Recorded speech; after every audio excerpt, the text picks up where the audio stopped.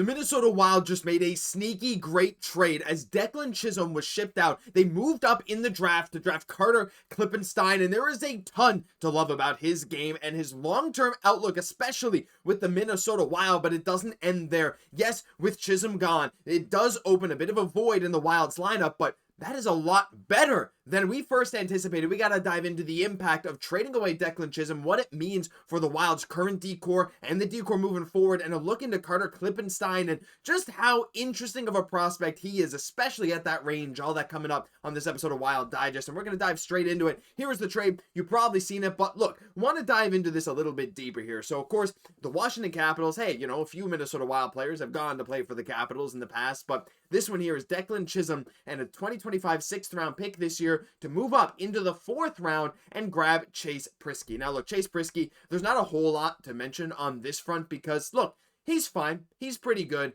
He's an AHL depth piece. Now, look, 12 goals in 61 games as a defenseman for the Hershey Bears this past year, and being a great contributor, especially in the playoffs on the Calder Cup run last year, is really awesome.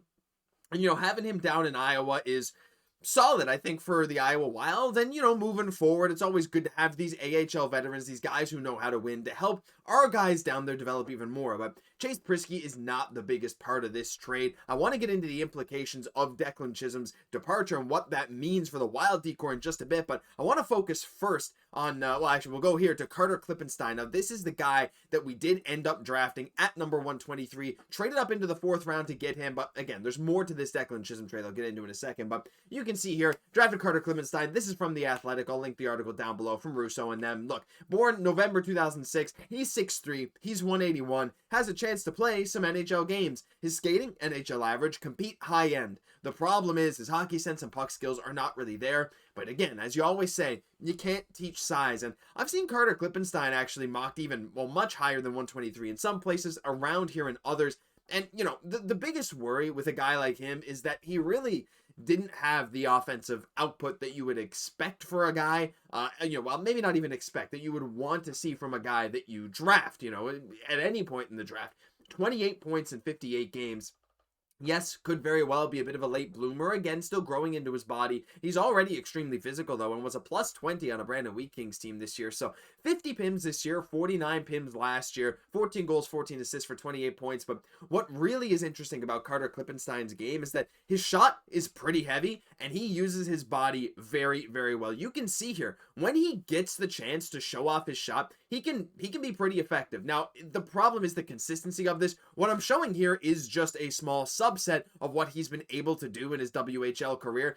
So you can see the upside with a guy like Carter Klippenstein. I honestly, he's a guy that before this draft, I actually had pegged as a nice late draft target for any team who was looking for size. And, you know, Minnesota, we know Billy G, we know what he likes to do with the players that he likes to draft and trade for. And to be honest, I'm pretty okay with this. Like, this guy, again, not really, like, sort of a boomer bust type player with maybe more of a bust potential, but he looks like one of those guys that no matter what, will be able to have the skill set to carve out a role in a bottom six for a team. That's what I like about Carter Klippenstein, because knowing how to use your size while being a decent skater, again, especially for a fourth round pick, you can live with the lack of offensive upside because, no, maybe he won't ever end up being a top six player in the NHL. That's not what you draft him for. What you draft him for is being a big, physical difference maker that can play down low in the blue paint, can kind of just bang and crash on that fourth line or on that third line in a few years once he develops his hockey sense a bit more and starts to be a bit better with the puck. So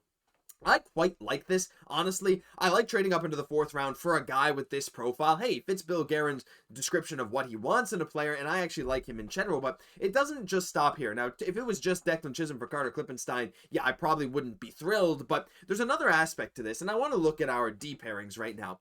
And there's one thing that we know with the Minnesota Wild is that our D-core is pretty set. We have a lot of very good defensemen and maybe not that much room, especially for some other guys that we got down in the AHL, a guy like David Spacek, and even I'll go to this Michael Russo tweet that I accidentally showed earlier. The Chisholm trade elevates Carson Lambos and David Spacek on the depth chart. Quote from Guerin, they've put in some solid time down there. They've gotten better. For defensemen, it's usually a little bit of a longer road, but they've shown improvement every year. And that's absolutely true. I really like David Spacek. I like Carson Lambos.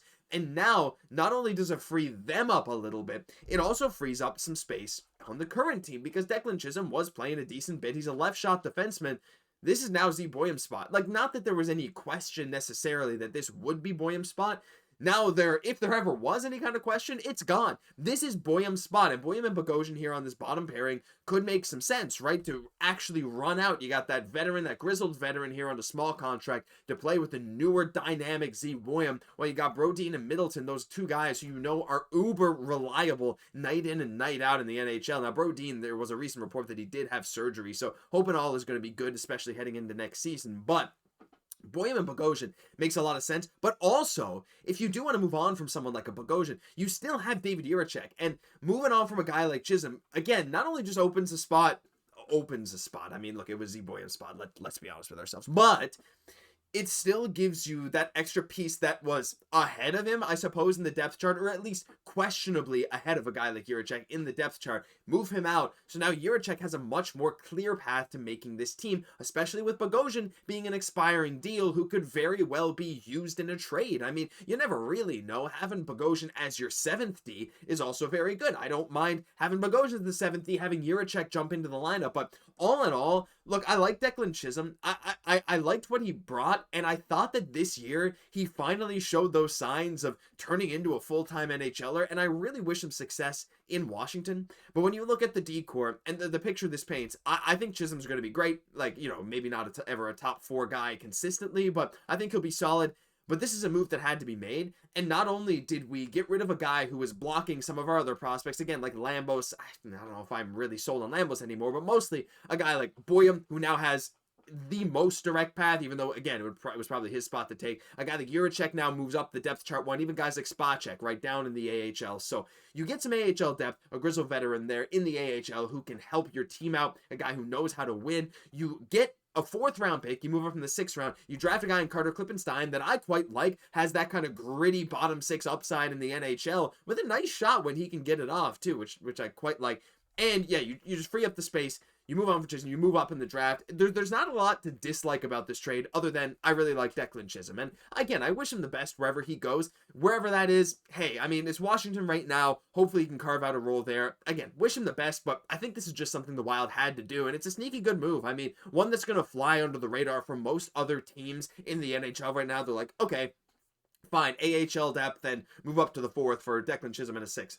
Whatever. But for me, I think it's a move that had to be made, and the return you got, honestly, couldn't have really been that much better. So I want to hear your guys' thoughts on this trade down below. Maybe you agree, maybe you disagree. Maybe you think this was just not worth it moving on from Declan Chisholm, but I think the roster space it opens, the advantages it gives for our defensive depth moving forward, plus moving up in the draft, never really a bad thing. But listen, that'll do it for this episode of Wild Digest. If you enjoyed, leave a like, comment, and subscribe to the channel. We got content coming all off season long. There's more draft picks. We got a lot more to talk about, and I hope you stick along for the ride. I'm Josh Goss. I'll catch you in the next one.